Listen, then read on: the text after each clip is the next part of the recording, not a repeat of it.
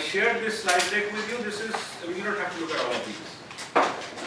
If you're interested, you're welcome to look, but the relevant slides we'll use are mainly 7 through 10, so I'll talk about those. But before that, let's just go to the next slide. Next slide, next. Yes, keep it there.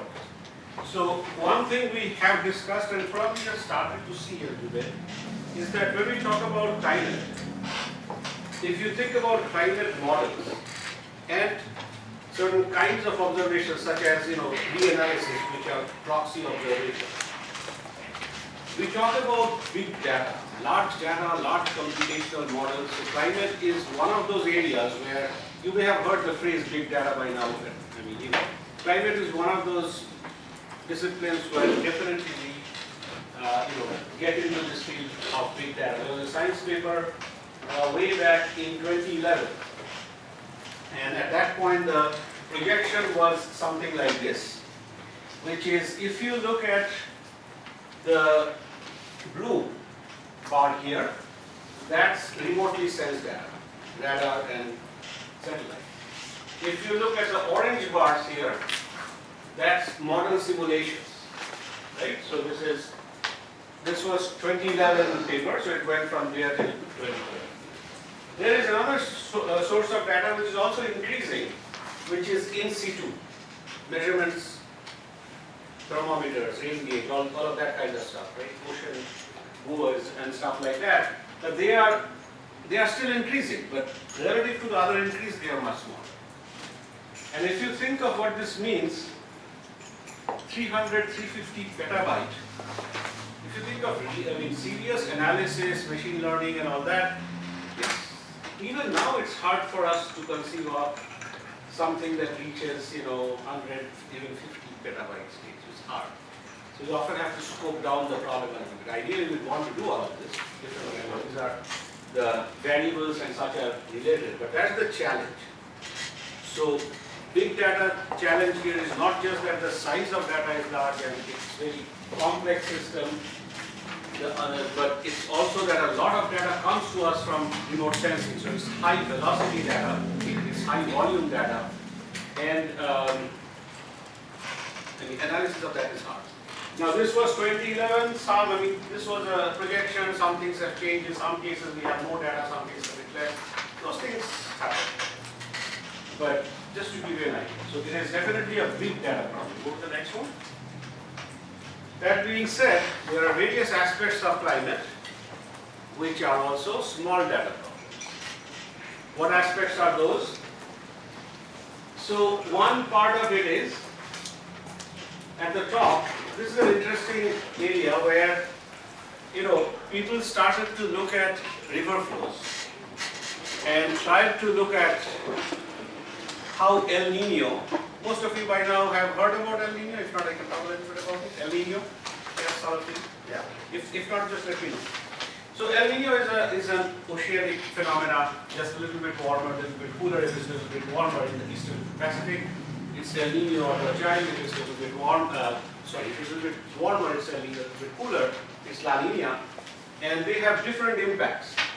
It's a little bit as in 0.3 to 1 degree centigrade. That's about roughly the extent, over this area, and you get either floods in some areas, droughts in other areas, depending on what it is. So, in some folks were trying to look at the impact of El Nino on river flow. One of the rivers they looked at is the Nile River. And when they started to look at Nile River, they said, can we look at how El Nino has behaved over past centuries? Okay? And as they went back, most rivers you won't get data set for past centuries. But Nile is important for Egypt. And the pharaohs of Egypt kept records. Going back 600 AD, for example, right? Long time series. So now you have this record, and this is, let's say, this interannual variability. They said, okay, El Nino impacts Nile River like this, And now that I have long time series of Nile, I can reverse that relation and see how the behavior of Nile, what does that mean for El Nino?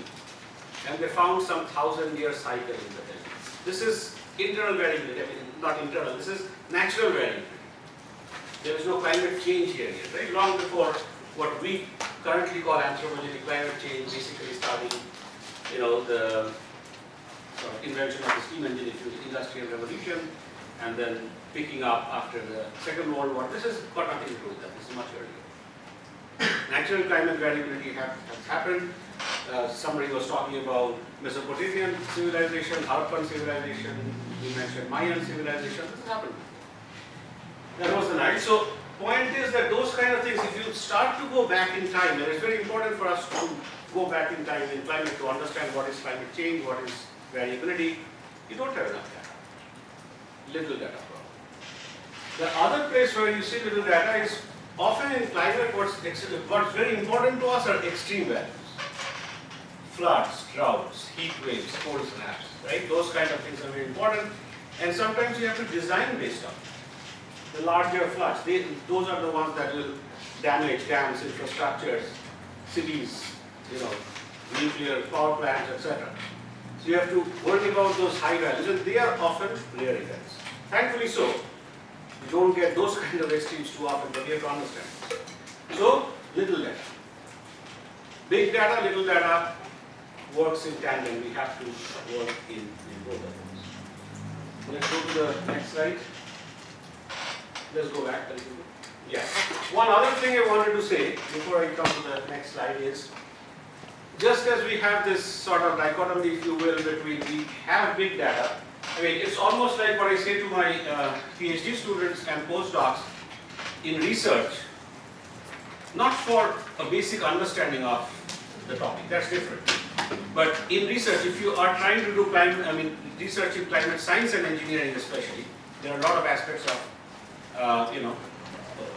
lot of aspects in terms of climate research, right? Lot of different things. But in science and engineering part of it, if you cannot handle big data yet, learn that before you can even enter the room. Because it's just you get flooded with data and you have to do that. Once you do that though, often you'll find that the things you care about the most are about little data. It's interesting. Similarly, the other thing is, in a lot of cases, we have an understanding of the physics of climate. But in many cases, we do not. But these days, we are getting a lot of data sets.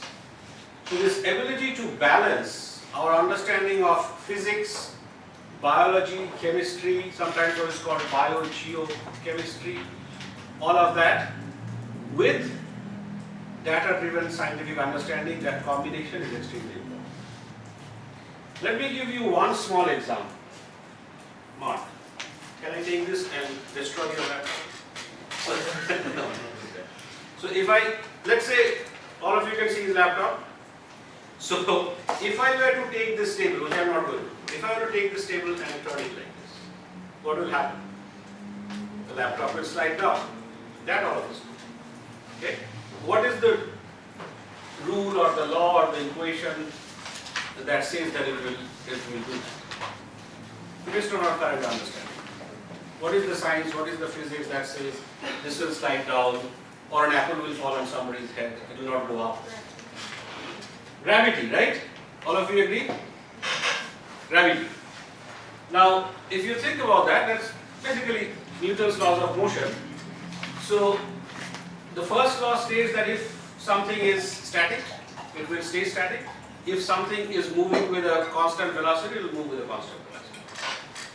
Now, why don't we see it in everyday life? Right? I move with a constant velocity this way or that way, but I'll stop. Right? So, because there is friction. Right? Something is stopping me. So, between these two, there are these micro level edges right here and here.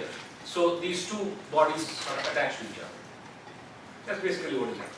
Even in fluids, there is air resistance.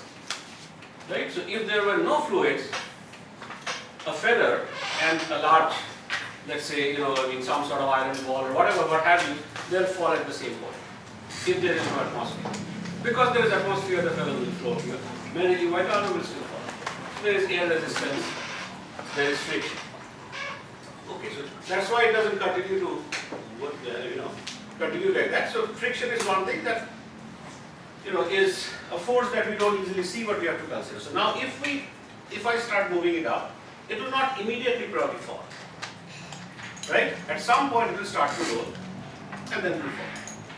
So F equals ma. Force equals mass times acceleration. Most of you have heard that at some point, right? Force equals mass times acceleration. Okay, F equals. Now F equals ma will work up to a point, like I was saying, till this thing encounters friction or air resistance. And most things in the real world that we live in, if we were to live in space or in vacuum, it would be one other thing. But since we don't, most of us, if some of us are aliens, that's another matter. But most of us live here, so we will encounter friction. Friction is very hard for us to understand or to quantify. This part is easy. I mean, easy now. It was not easy when Newton came up with that, but now we have grown used to it. Fine, we understand. But friction we don't understand. So what we do understand is, as I move this up, at some point this will fall. What I don't understand is what exactly that angle needs to be for it to start moving. What I don't understand is how far it will fall, because that depends on friction. With what velocity will it fall? What will be the impact? Will it completely break or will it still more or less work? We don't understand, right?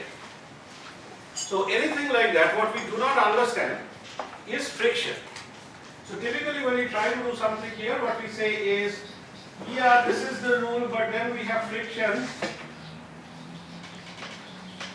F equals Km. What is K? K is some constant, denoting what happens because of friction. Okay? What do we know about K? Nothing to start with. It's very hard. If you have to know the physics of these interlocking particles, that kind of material science, and it can vary. This table is not the same as that table. The surface of this laptop is not the same as that. Right? So how do we do that? How do we find K? I mean, as of now, F equals Kma, K summarizes all the things that we don't understand, physics-wise. F equals ma comes from physics. K is, broadly we know it's friction, but we don't really understand. What are our ways of understanding it? I can do something with Annabelle's computer and this table. I can do this experiment many times. I mean, she won't like it if I do it with a laptop. I can turn it like this, see how much it falls. I can turn it like this, see where it falls. Many experiments, and I can estimate K. That's the data-driven understanding. There is some fundamental physics that we understand. Then, here is something we do not understand. We can do experiments. And experiments meaning, I just turn this back again, I just do the same experiment. I know that this particular table and this particular laptop, those properties will probably remain the same.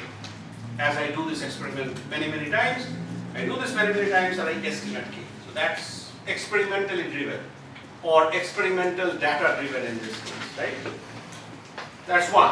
What is the other way to do it? In this case it's harder, but let me tell you one thing. If I do this experiment with this computer and this table, and I do another experiment with that computer and that table, it is not generalized.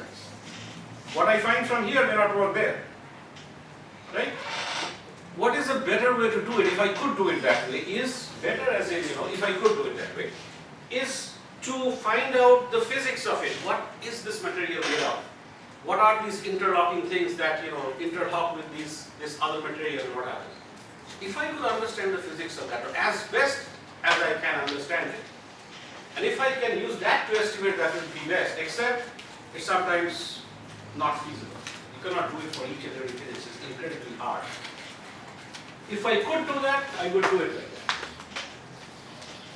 So I try to understand the mechanics or the physics. The core physics is here, F equals ma, that I understand. Here is what I do not understand. I could try to understand with data, experiments, I could try to understand with mechanics, material science of this. If I can, I'll try to bring these things together. Okay? That's the essence of physics integrated data science. Now, the data science can be machine learning, the data science can be, statistics, nonlinear dynamics, whatever. Still data science, right? So that's the essence of it. Now, whether the data comes from experiments, like I was saying, whether it comes from remotely sensed information, whether it comes from in situ sensors, that's all fine. But ultimately, it's data on the one side, mechanics on the other side. Mechanics also will require you to understand, as you do these experiments, understand something from data, etc. But two broad concepts. So, if you think about climate models, for example, climate models is an example. This part, the equivalent of F equals ma, by the way, in climate models is also Newtonian laws. Okay? It is Newton's law of the ocean and atmosphere, for example. If you're talking about just atmosphere, it's atmosphere, you're talking about ocean-atmosphere combination. Dynamics of fluids of the ocean and atmosphere. Okay? And it comes from very similar things, F equals ma, a little bit more than that. And F equals ma solved in 3 dimensions with some state variables, temperature, pressure, relative humidity, continuity equation, which is equation of mass, conservation of mass, conservation of energy, those kind of concepts, conservation of momentum. Some of you may know this more, some of you may not immediately relate, that's okay. Conservation laws, right? We know that mass is conserved, all of you know that, right? In the world, in any controlled volume, meaning things which are not, doesn't have connection elsewhere, we conserve mass.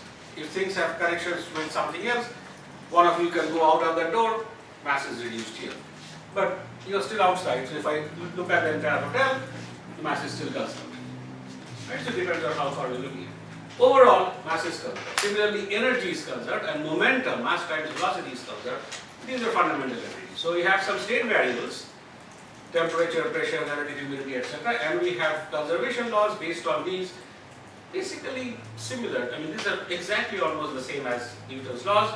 But we find the equations of motion of the fluids. Those fluid motion equations are sometimes called Navier-Stokes equations once you derive the math of it and so on. You have Navier-Stokes equation, and then the other thing that happens is this is on a rotating sphere or planet Earth.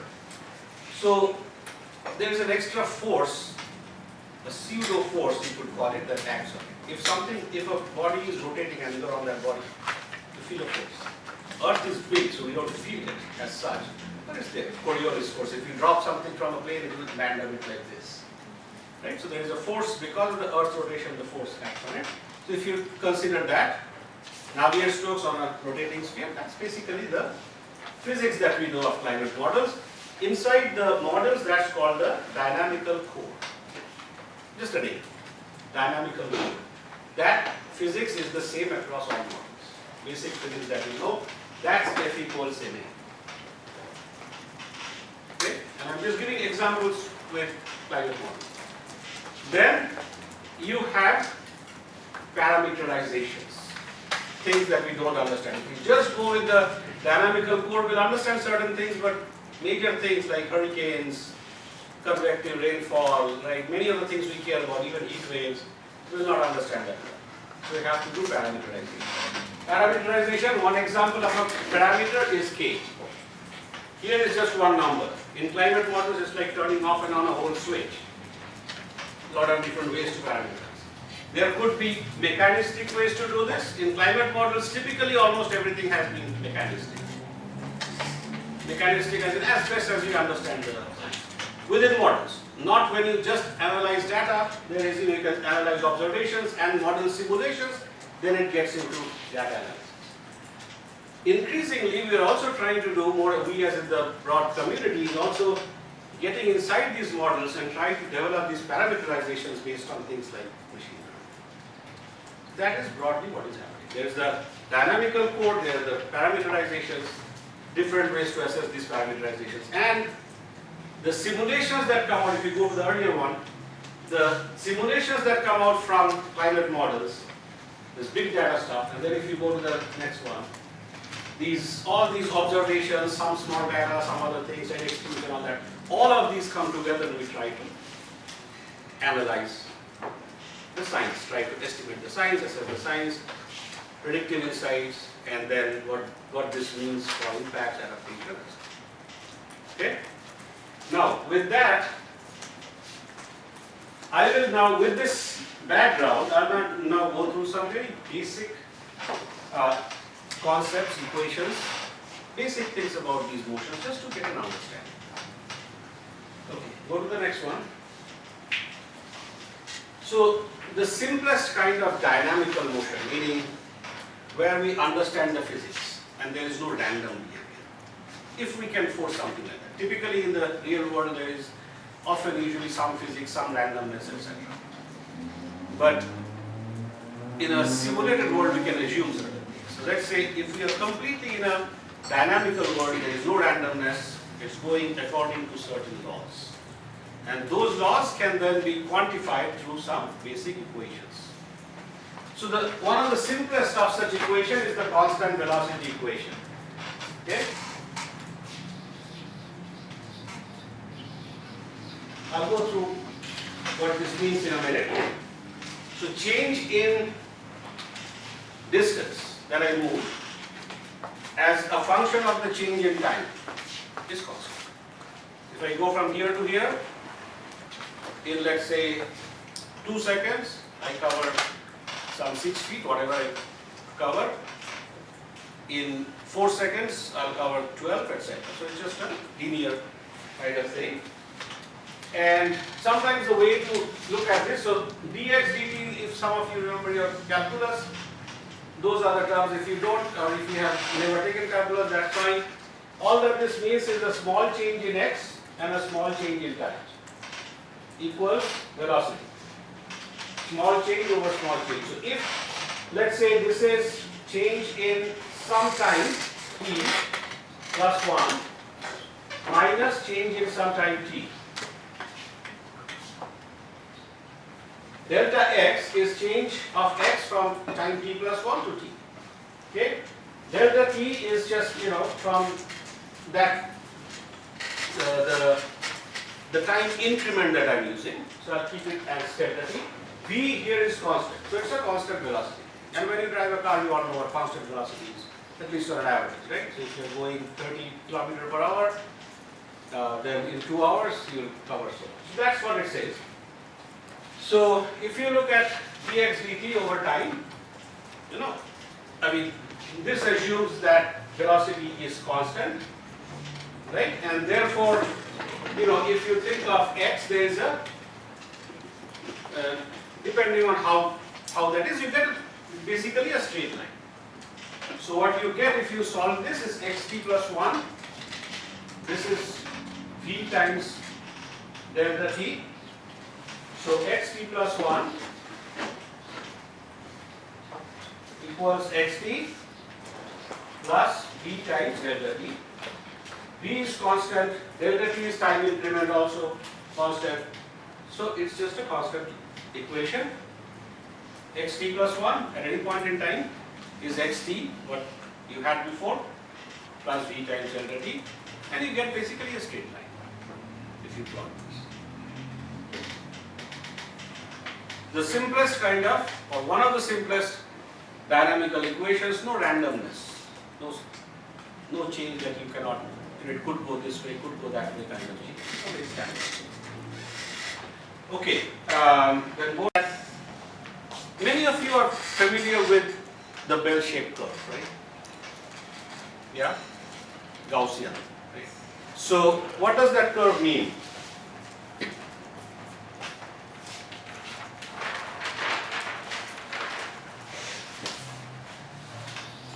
What does that mean? So if you were to run some experiment again and again, or take some data again and again, right?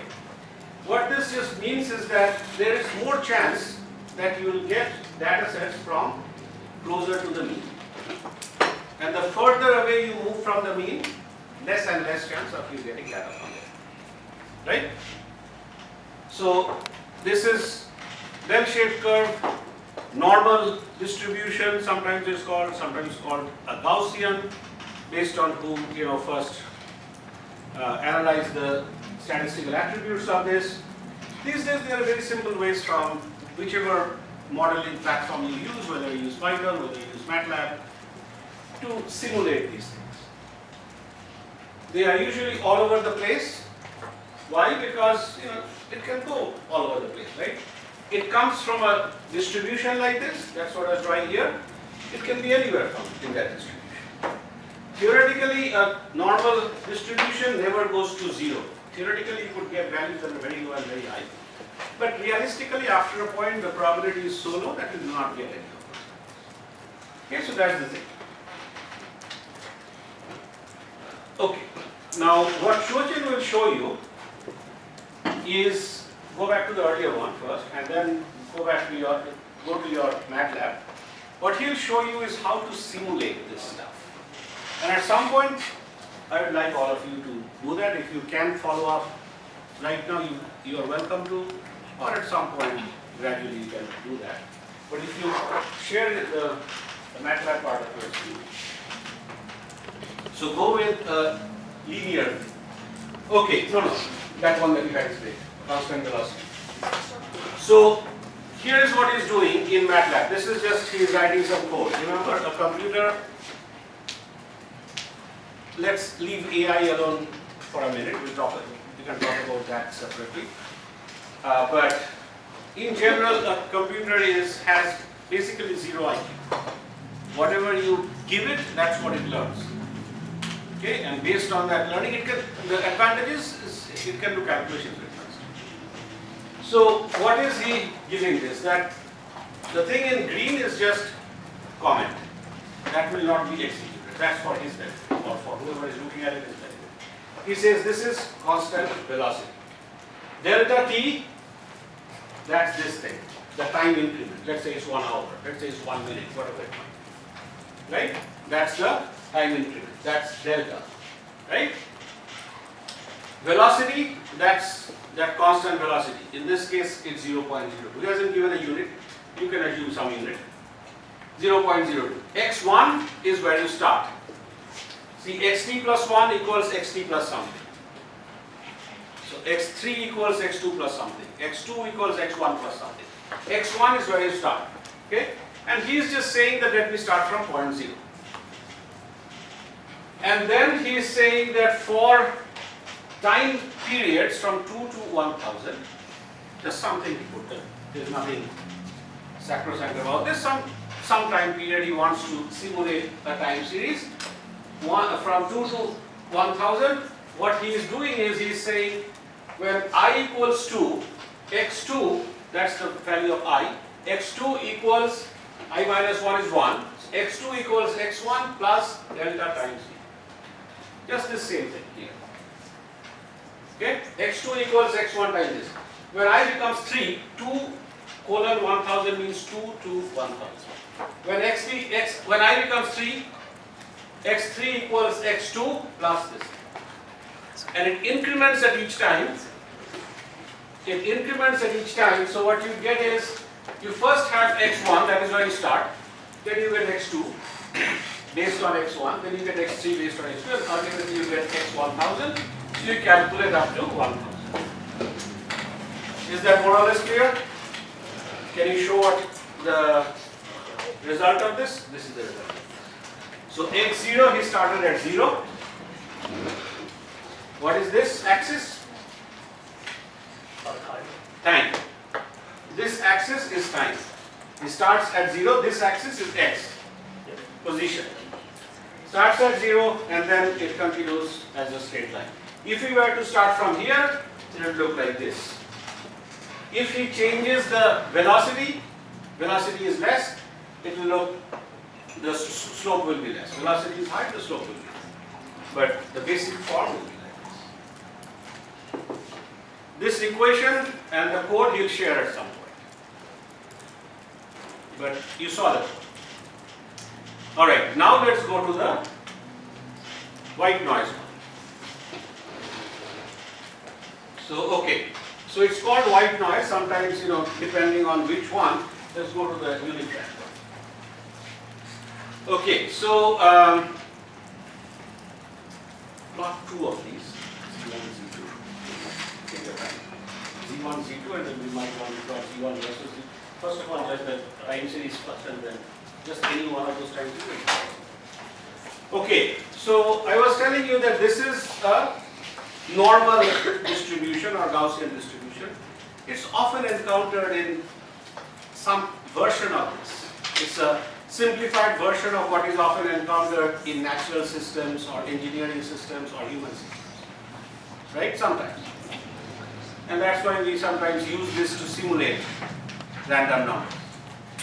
One other way to simulate random numbers is something like this, where you say that this random number can lie between A and B, let's say 2 and 100. I'm just taking these. But within this 2 and 100, the chance of getting any number between 2 and 100 is exactly the same. That could, it's not as realistic as the other one, but in some cases it could be.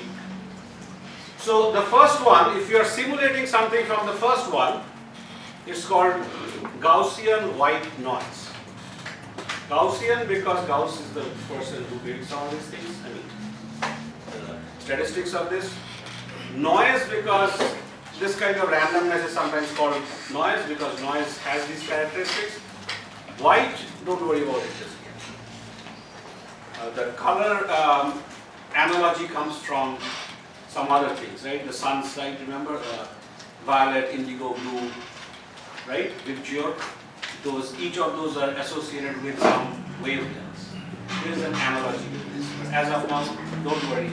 This is called Gaussian white noise. If you simulate something with this will be called uniform random white noise. Now, if you do that, what happens? So, if you simulate, first of all, do Z1 and Z2 also. Z2 is you're doing that, okay. So, just plot any one time series, or maybe you can plot both. Just plot Z1. See, this is a uniform random time series is being plotted. At each point in time, you are sampling from this distribution, right? And randomly, you are getting something more. It's always lying within some values, which he has specified. This uniform random will lie between these values. This is one time series that he has generated like that. He has generated two of these time series. Let's say here the other one is Z2, right? And you have used some other, if you use 0, 1 in one, use something else in the other. Let's say, not 0, maybe 3 and 5, something that's like that. What these say is that, just like I was saying 2 to 100, what these specify is within what values they are. So you saw that time series that was generated. Now I am asking him to plot these two numbers. So he is looking at one, simulating it, and simulating how many? 1000 of these each time. Then he is coming to the next simulation. Let's say he goes to another casino and does the same thing. Randomly he is looking at 1000 of these numbers, simulating again. Now he is trying to plot this versus that. One number versus another. Plot Z1 versus Z2. What do you get?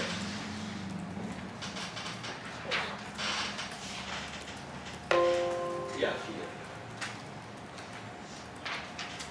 By the way, what he just did with clear is he got rid of the old values that existed, and when you plot as something like asterisk, plot as points, don't connect the points, because connection is, connecting is a weird kind of thing.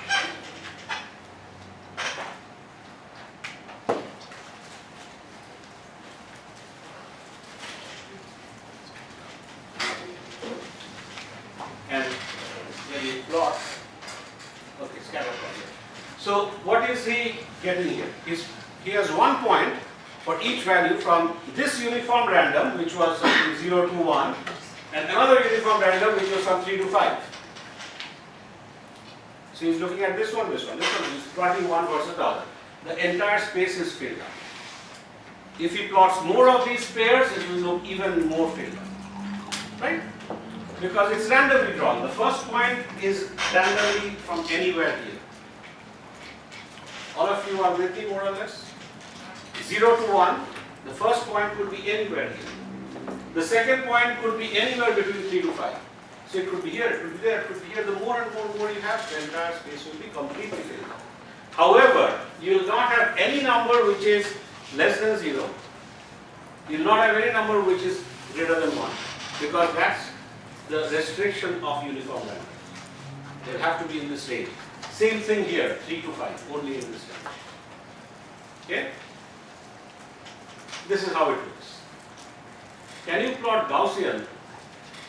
The same thing, but now let's take from something like this, distribution like this, two distributions like this, Gaussian random distribution, and let's see what we get. Two y1s. Y1, Y2 for example. The same thing that we did with Z, except we are now doing with.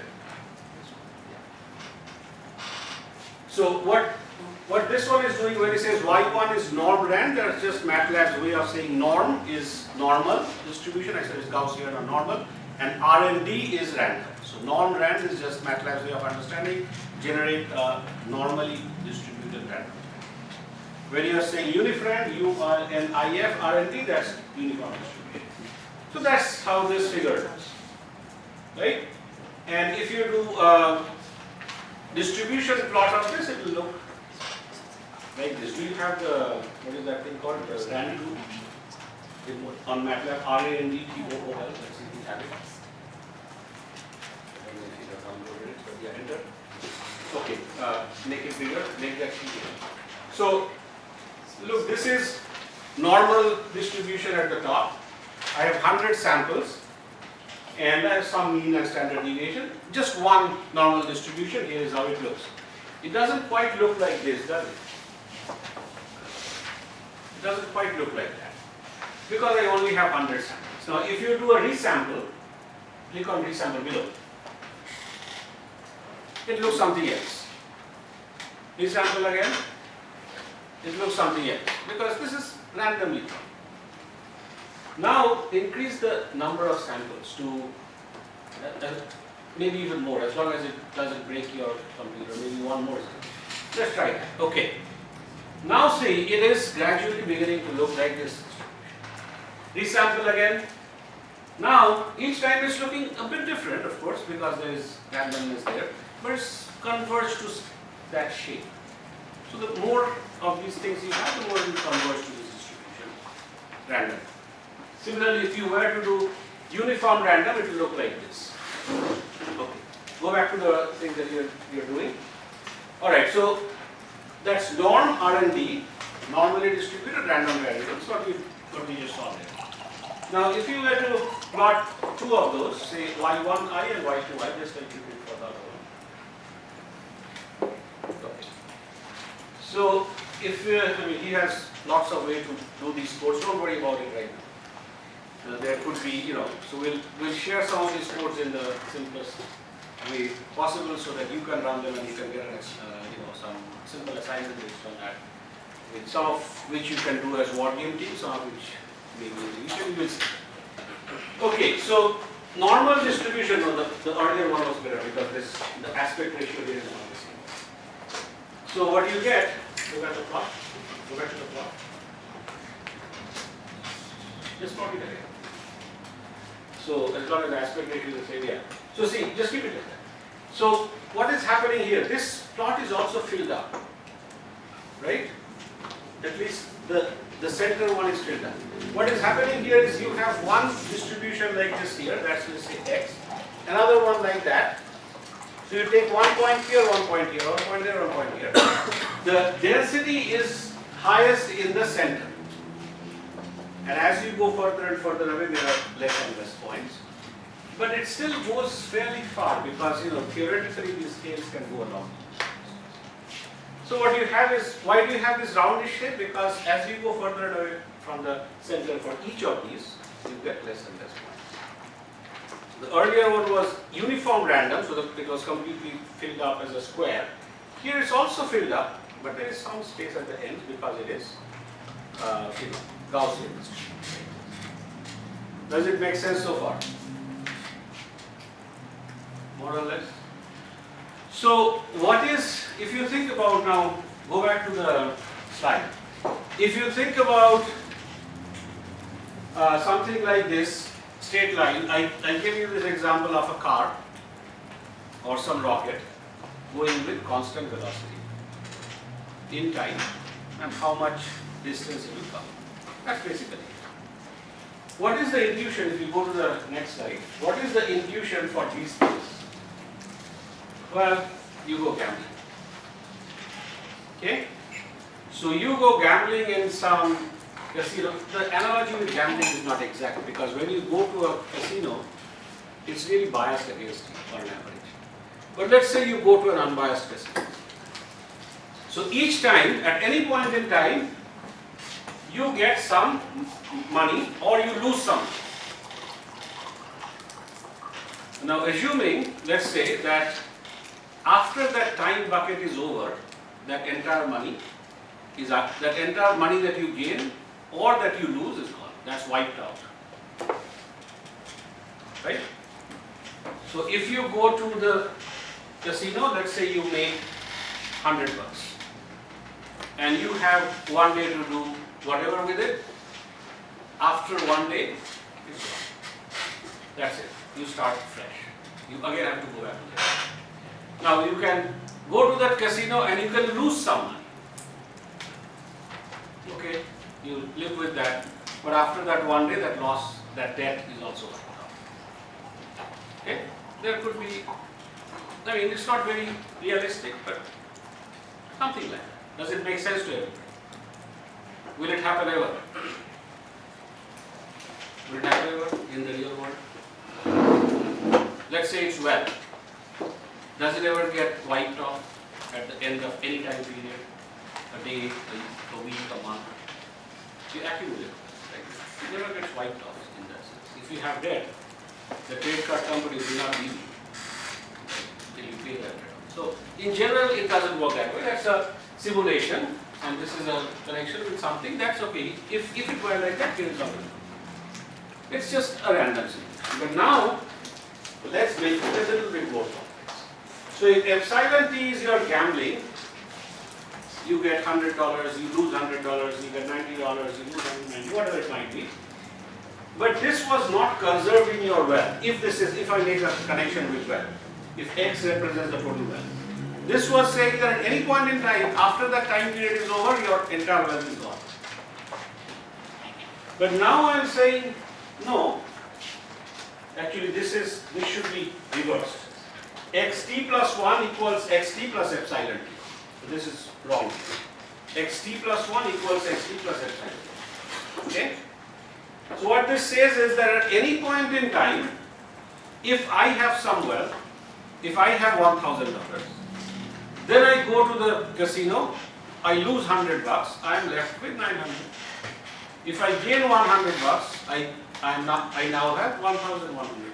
So that starts to get a bit more realistic, right? The way you have wealth. So what happens if you do xt plus 1 at any point in time, that time is xt what you had in the previous time plus you go to the casino and either lose some money or gain some money. But whatever you lost or gained, you keep that. It's not wiped out. Okay? Now can you go back and show them what happens? So first show the code. Okay, so see, this is by the way called random walk because it has some similarity. If you draw it in space, it has some similarity with the drunken person's walk. Some people do. So the point is that what it is doing here is at any point in time, I is the time here, it looks at the previous time, whatever value was there. If it is wealth, that is what it's looking at, plus it does some value. And it goes on like that. Still very random. There is no deterministic part. There is no, no part of it which says here is the physics, here is the mechanics, here is the strategy, nothing like that. Well, if there is a strategy, it's like whatever wealth you have, go to the casino and play a game and get whatever, like random.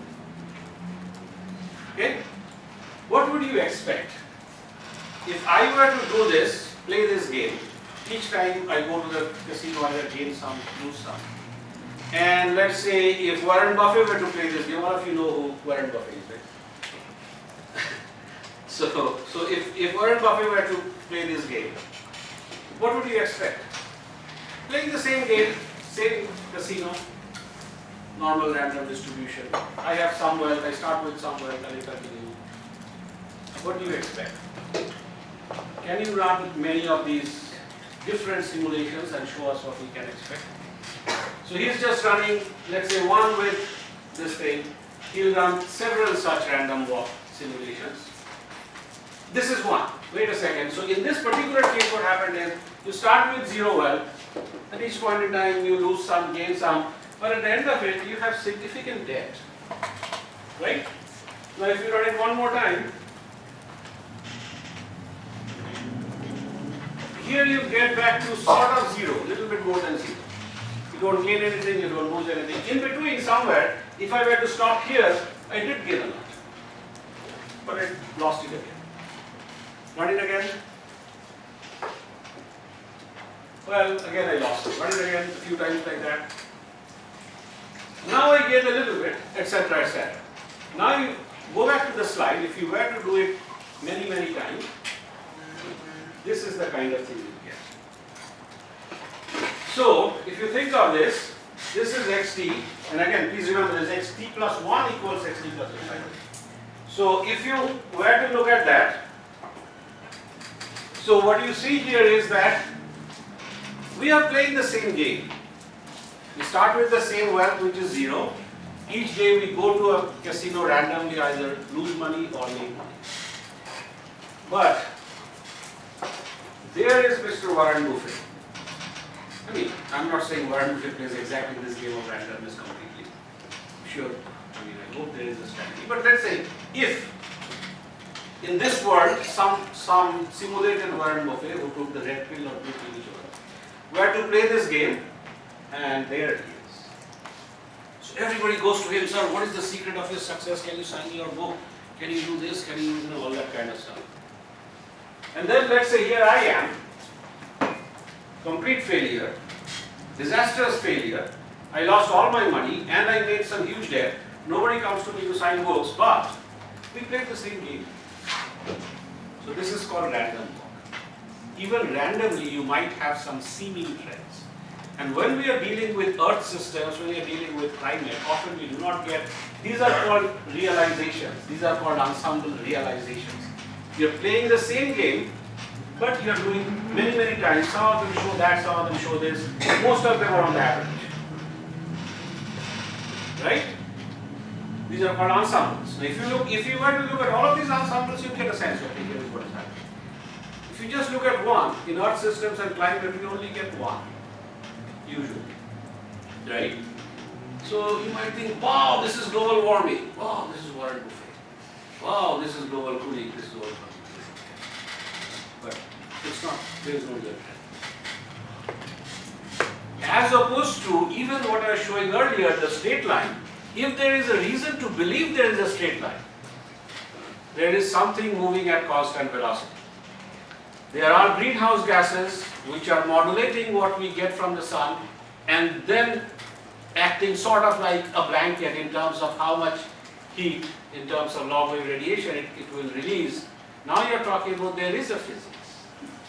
It's not just randomly playing a game. Now, in reality what happens is a combination. There is some randomness in the world. Maybe if you go deep enough there is a physics, but not for everything. I mean, for everything we cannot do everything. Right? There are too many things going on. Right? So there is randomness in the world. At the same time, there are some trends, there is some physics. What often happens is a combination.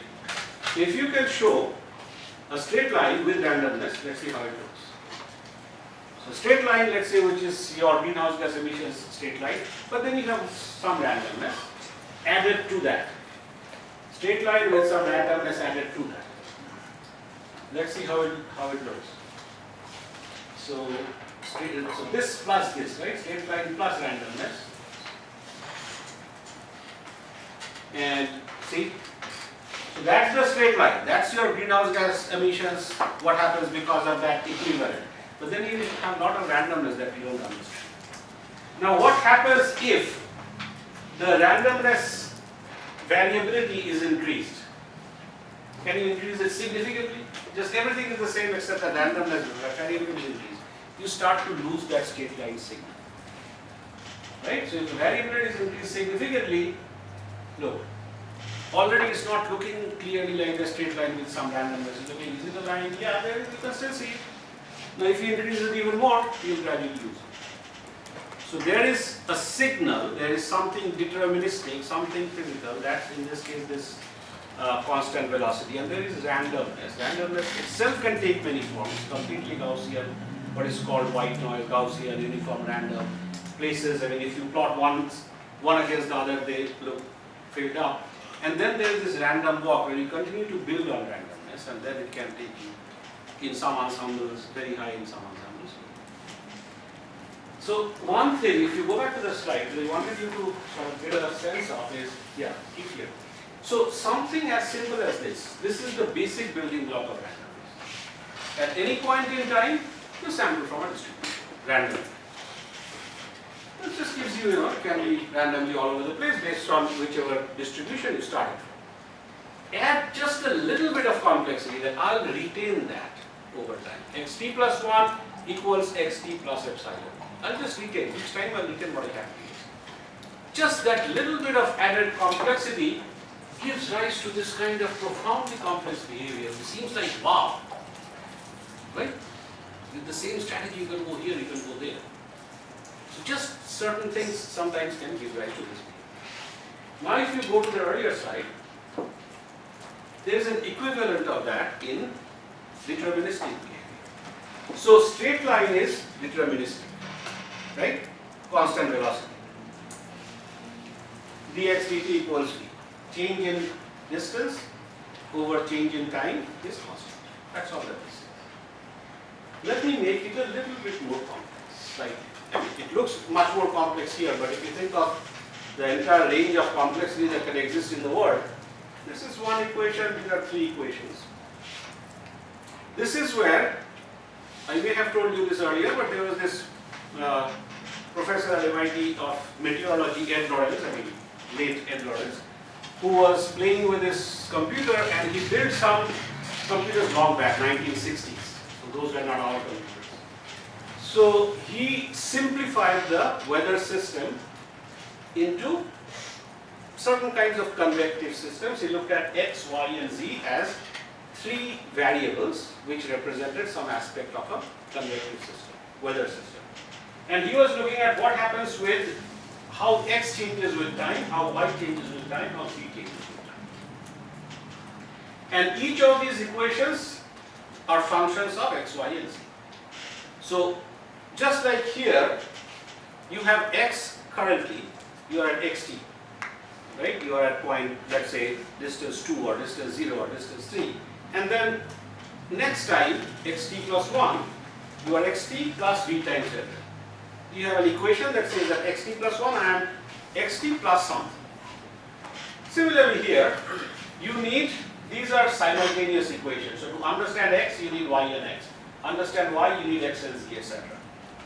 Basically, these are called state variables. X, y, z determine the entire state of this Lorentz system. Once you know x, y, z currently, you can apply these equations, and these are constant. Sigma, rho, and beta are constant.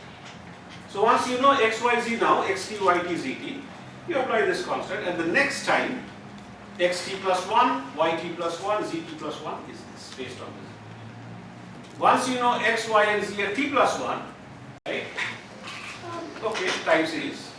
You don't know, I mean, if this is random, if this is deterministic, it's sometimes hard to know, but you know that this equation is, there is no randomness here. Deterministic, right? According to some deterministic equation. But these deterministic equations display two interesting behavior. And remember, this particular equation was obtained as an idealization of the weather. There are similar things in climate, right? So, as I was saying, weather and climate, the atmospheric system doesn't distinguish much. except one is statistics of the other, and one is solved as an initial value problem, one is a probability value problem. But those things you can leave aside for now. So let's say this is a one abstraction, simple abstraction of the Earth system. So what you get, and this applies generally for more in-depth equations as well, the inside applies. So what you get here is, when you start simulating this, and let's say if you have two different simulations with small changes in initial conditions, very small. So let's say I start with, the temperature here right now is, what is the temperature? 26. You say no, the temperature is 26.0. And maybe that small change you cannot even measure with the best sensor. So you start with that temperature. One of you starts with 26, one of you start with 26.01. Now if it were the straight line equation, if you started, so I start from the straight line equation, after some hours I have covered 100 kilometers. Now instead of starting from x0, if you start from x0.1, after some hours you will cover 100.1 kilometers. I mean, it's not be that much different. It will exactly be like that. But here something profound happens. That very small change in initial condition, up to a point it will not give you much change. But beyond the point, suddenly it will be like the weather system is clear sky versus there is thunderstorm. It may be that different after a while. And this is called the limit of predictability of weather systems. So you lose the ability to predict at some point. That's why we can never predict weather perfectly beyond a point. Up to a point we can predict. These are deterministic systems mostly. There's some randomness also, but mostly deterministic, so you can predict up to a point. But at some point you lose that ability. And you know how Ed Lorenz found this? So he was working on his computer, again very small, I mean at that point this was one of the best computers used in an academic lab, but they had about, I don't know, 1,000, maybe 1/10,000 the power of your cell phone, right? Maybe even less. Anyway, he was running these things, this equation, and trying to see how the system behaves. Simplified equation of the weather, how the system behaves. Legend has it that he was running it and he was getting these x, y, and z. And if some of you are interested, this is what those x, y, and z actually means, but you don't have to worry about it. Let's say it's temperature, pressure, just as an example.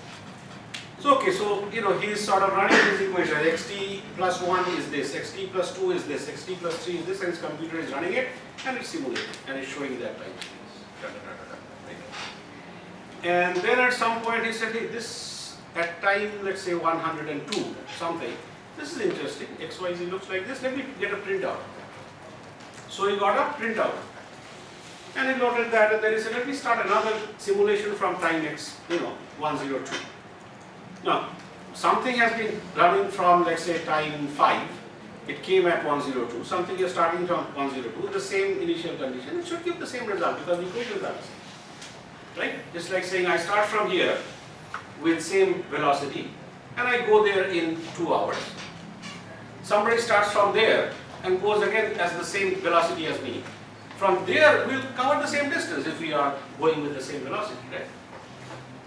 That's basically what. So it's going from here to here. At this time, they start with the same initial conditions, same set of equations, they should follow each other. Exactly the same. And that's what happened. And he saw, okay, they are following each other, good. And legend has it, urban legend, that maybe it's true, I don't know. He went for a cup of coffee. And then he came back and suddenly he found that these two systems are behaving wildly differently. Something like that. Look at the black and the red. So he said, what is going on? So after a lot of digging into this, what he found is that his computer, when it was printing out the value of the initial condition at, let's say, this 102nd time period, it was printing up to 4 places of decimals. And he entered that. Versus internally, the computer was storing up to 8 places of decimals. That small change in initial condition at some point became so big in terms of what it was simulating, that it was fair weather versus it was thunderstorm. That's called extreme sensitivity to initial conditions. Okay? And that is also called chaos. Now chaos has one other property. If instead of time series you were to plot x versus y, see you have x, y, z, or y versus z, or z versus x, you get something that looks weird. It's not like what we saw in random behavior, it fills out the whole space, right? If it's random behavior you saw, right? I mean this Gaussian or uniform random, as you get more and more data, it fills out the entire space. If you have something that's seasonal, sinusoidal, cosine, you traverse a kind of trajectory if you were to plot x versus y, where x is, let's say, sine of something, y is cosine of something, you plot some sort of thing. But here it's a weird thing that happens. This particular attractor, as it's called, strange attractor, looks like a butterfly. Not all attractors look like butterflies. Lorentz attractor does. And he sort of tried to combine, when he was explaining to people, he tried to combine these two insights as flap of a butterfly's wings can cause hurricanes in some other part of the world. Just a way to convey to people. Shuochen will show us some magic now with Lorentz equation, and that will be it, and then we'll share some of these codes, some of whom you are interested. Definitely at least one person in the war games team should run it, and the rest of you can gather around that person and see what happens. I would strongly suggest all of you at least run it. I mean, this will not involve much coding. If you are interested, you can do a lot of stuff with coding, and I'll be happy to tell you, hey, you can try this, you can try that. But if not, the codes are out there, you can run it, we can tell you exactly how it is done. We can show you. Okay, so if you show clear, not clear. Okay, so if you run, let's say, any time series of, let's say, x, Lorentz x with different initial conditions. So he has, that's fine. Yeah. So this is Lorentz x, right? He is plotting x over time. Here is time, the x value. Remember dx dt equals something, dy dt equals something, dz dt equals something. So he is plotting x over time. Now, if you plot two x's with time, a slight difference in initial condition, just to show that how these things, and all these codes, by the way, we can go through them, but if they are commented, they are very easy to understand. This comes across as somewhat complex, but it's not really that complex. Basic codes are easy to understand. That being said, not all of you will have to write codes per se. But these have very profound implications for many different things. Whether you are studying the science of climate or many other sciences, whether you are studying the engineering aspects, whether you are studying economics, social science, finance, these kind of things pervade across these systems. Okay, so look at that. Up to a point, 0 to, I don't know, 4, right? They sort of look similar. 0 to 3, they look very similar over time. 0 to 5, 4, they look similar, but after that, look what happens. And these are very small differences. How much is the difference in initial condition?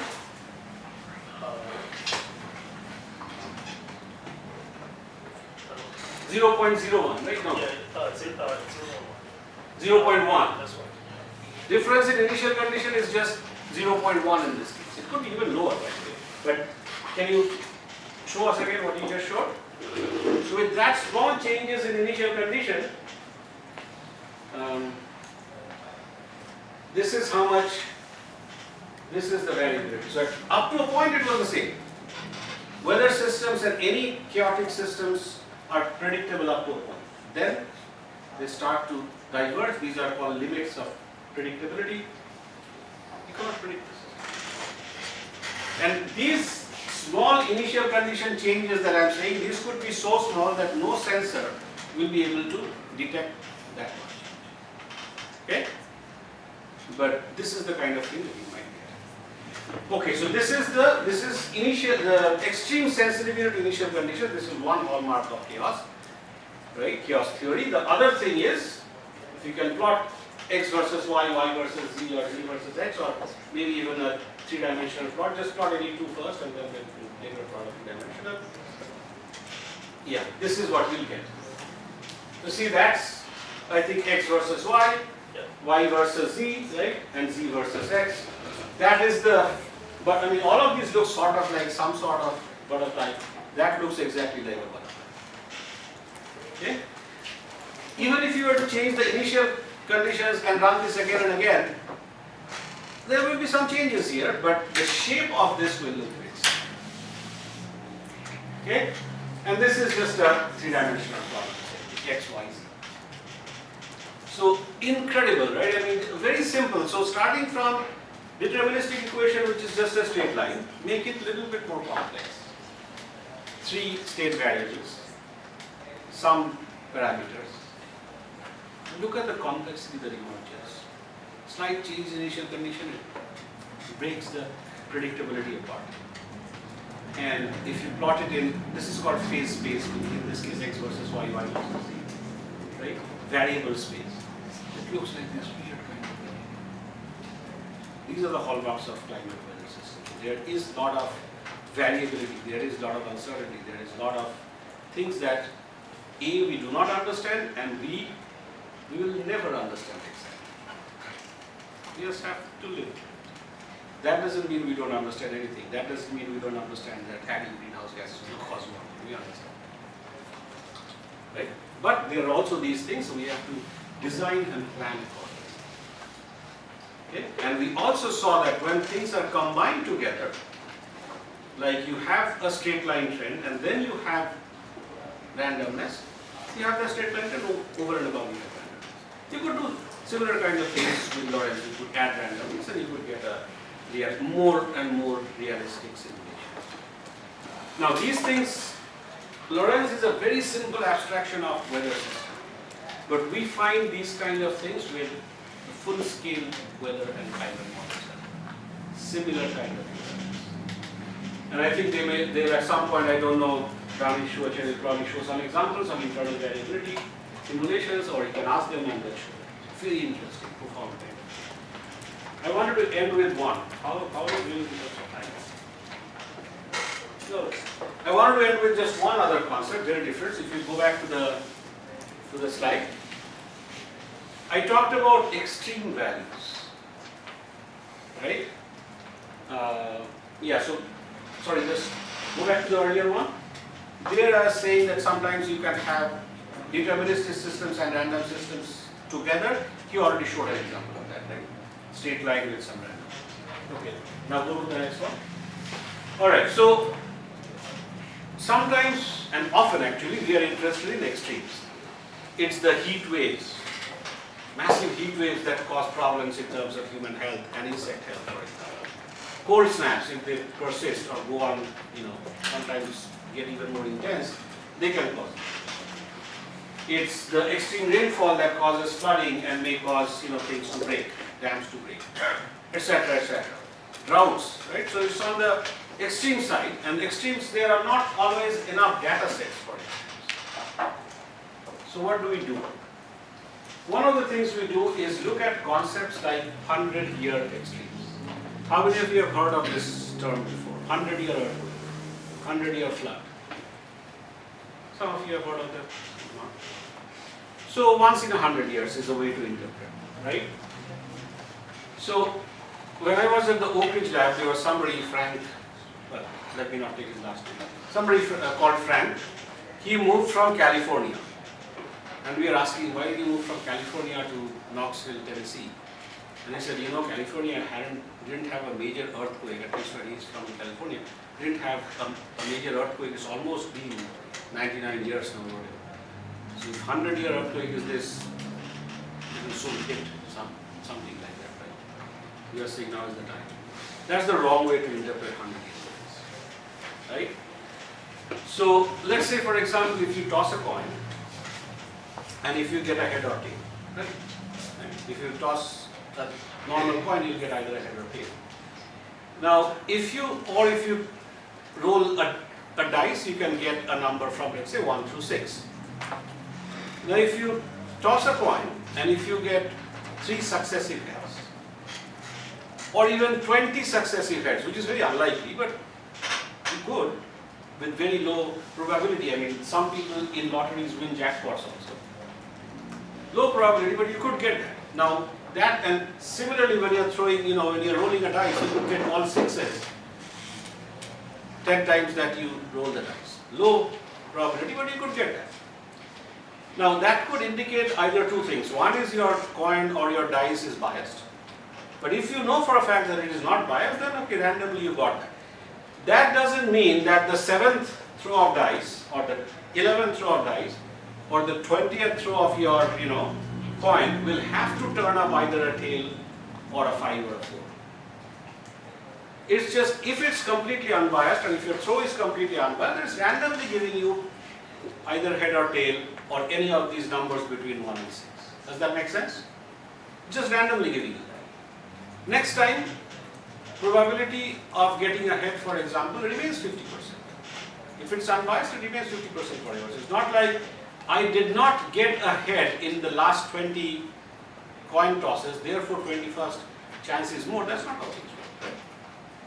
But what this is measuring is that, let's say if it's a coin toss, if it's an unbiased coin, 50% chance of getting a head or tail. So it's a 1 in a 2 event. If you toss a coin twice, on an average, once you'll get a head. That's the interpretation. So 100-year event is interpreted like that if everything were the same, if let's say the climate system were stationary, which by the way is not, but if it were stationary, then stationary meaning statistically remaining the same. If I were to look at 100 years, then randomly every once I will get this level exceeded. Let's say water level beyond this dam exceeded. And I want to design for that. So that's the idea of getting these 100-year levels. Okay? And the chance of exceeding that 100-year level in any given year is 1 over 1. That's how we interpret it. Now one question is, if we have lots of data, how do we extract those 100-year levels? So what we do is, typically, let's say we have some distribution, let's say even if it's normal-ish distribution. Not exactly that, normal, we don't know that. What we try to do is we say, let's take values that are high. Okay? Now if we take very high values like 100-year, actual 100-year levels, once in every 100 years they will exceed, then on an average, if you wait 1,000 years, you'll get 10 such values. 100 year, once in every 100 year randomly. So 1,000 years, 10 such values. But point is that 10 values may not be enough to do statistics, and if you wait 1,000 years, irrespective of human change, whatever climate will change because of all kinds of natural variables. So you cannot wait that long. However, if you were to take all values and try to somehow find extremes 100-year levels, you will not be able to infer very well about those very high values. So typically what we do is we take some values that are high enough so that we can infer about things like 100-year levels, but not too high so that we still have enough data. How do we choose values that are high enough? There are two ways to choose that. Either we choose some block maximum, such as annual maximum. Annual maximum is not 100-year. We cannot design for annual maximum because then, if your design life is 5 years, then it will break at some point. But still, we choose those high values, either an annual maximum or something that exceeds a threshold, which is called takeover threshold. One of two ways to choose a high value. Once you have chosen a high value, then you fit a distribution. These are statistically grounded distributions, not for normal behavior, but for extreme behavior. You fit those distributions, and based on the parameters of those distributions, you calculate things like 100-year intervals. Okay, so at some point we can show you some example. I don't know if you want to show it now. If you show. And this is which data are you using? This is the precipitation of this is observed precipitation or no, from model. From model. Either way, you can calculate extreme from either way. So looking at model precipitation you have divided it up between urban and rural. Is looking at return periods.